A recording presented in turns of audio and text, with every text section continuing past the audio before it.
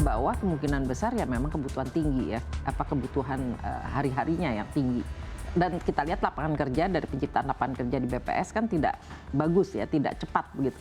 Karena setengah pengangguran juga naik ya. Jadi artinya ada kesulitan di dalam mencari lapangan pekerjaan sehingga harus makan tabungan. Itu kemungkinan juga dari data makro ya kita lihat.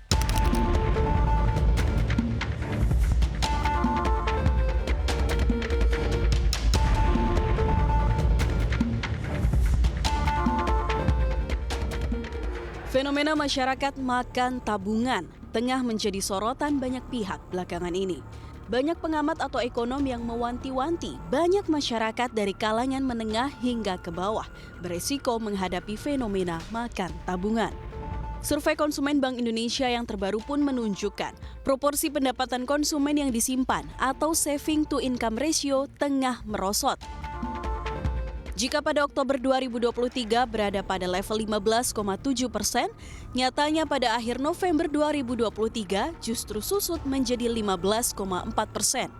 Sementara itu, proporsi pendapatan konsumen untuk membayar cicilan atau utang alias debt to income ratio malah terpantau naik. Yang bawah dapat bansos gitu, tapi ya kalau yang menengah ya makan tabungan gitu kan, menengah bawah tapi tidak yang the poorest gitu ya, tidak pura ini. Jadi katakanlah yang tengah-tengah gitu ya, yang sekitar 30% sampai 60% gitu menengahnya. Nah itu kan mereka terpaksa makan tabungan gitu, dan itu yang kalau kita lihat data Susenasnya juga agak mengkhawatirkan ya, artinya mereka lah yang terkena dampak ya dari belanja yang tumbuh tetapi pendapatan tidak tumbuh karena masa Covid kan. Jadi PHK lalu masuk lagi itu belum tentu dapat kerjaan yang sama seperti sebelum PHK kan gitu ya. Jadi kalau kita lihat seperti data shiftingnya tampaknya itu yang dikhawatirkan. Jadi kelompok menengah yang katakanlah antara 30 sampai 60 lalu 60 sampai 80 ini yang terkena dampak terburuk. Menengah ini terjepit ya di antara kelas atas sama kelas bawah. Kalau kelas bawah mereka diberikan bansos ya. Jadi pengeluarannya pun kan kalau kelas bawah itu lebih terstruktur dalam arti bahwa mereka tuh yang basic needs-nya yang terpenuhi. Sedangkan menengah ini kan biasanya mereka udah more than basic ya, tapi mereka nggak dapat bansos.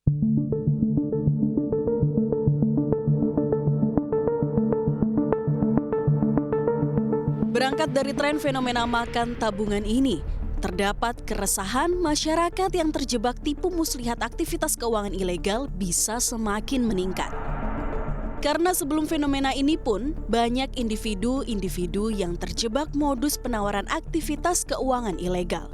Misalnya, tawaran investasi ilegal yang menjanjikan tingkat pengembalian atau return investasi di atas rata-rata di industri keuangan, hingga pinjaman online ilegal atau pinjaman pribadi alias pinpri ilegal, serta gadai ilegal alias bodong.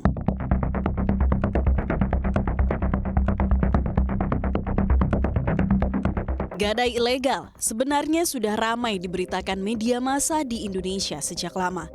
Bahkan menjamurnya penawaran gadai ilegal ini juga telah lama menjadi sorotan regulator keuangan di dalam negeri, yakni Otoritas Jasa Keuangan.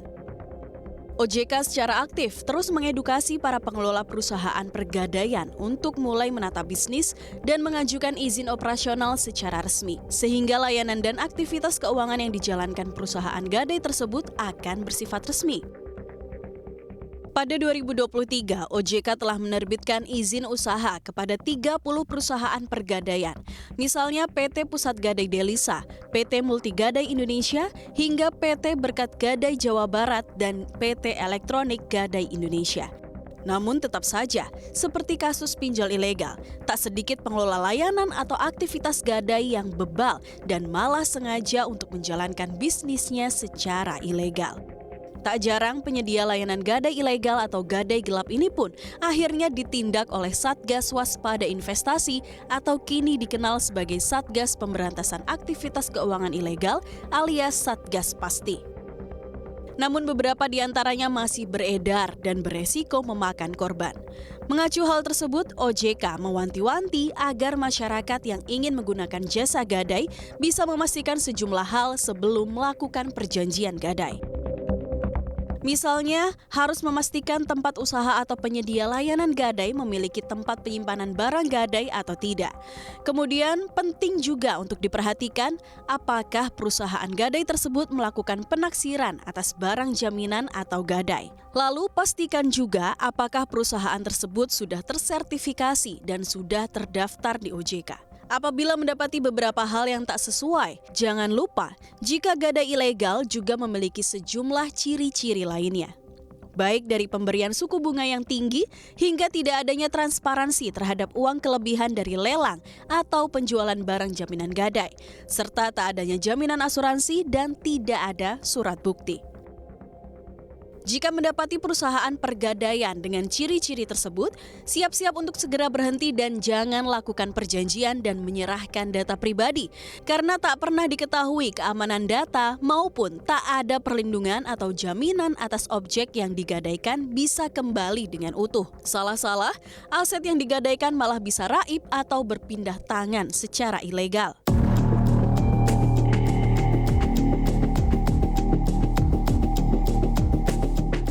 Di samping resiko penawaran layanan gadai ilegal, baru-baru ini juga cukup marak penawaran lelang gadai bodong.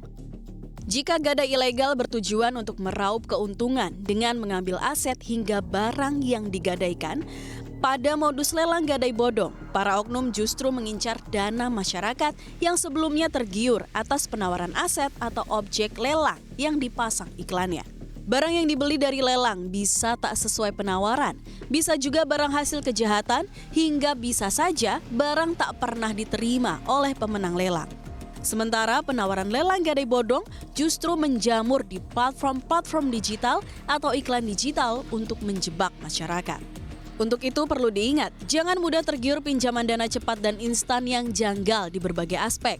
Masyarakat juga diwanti-wanti jangan sampai mudah diiming-imingi lelang barang hasil gadai dengan harga miring.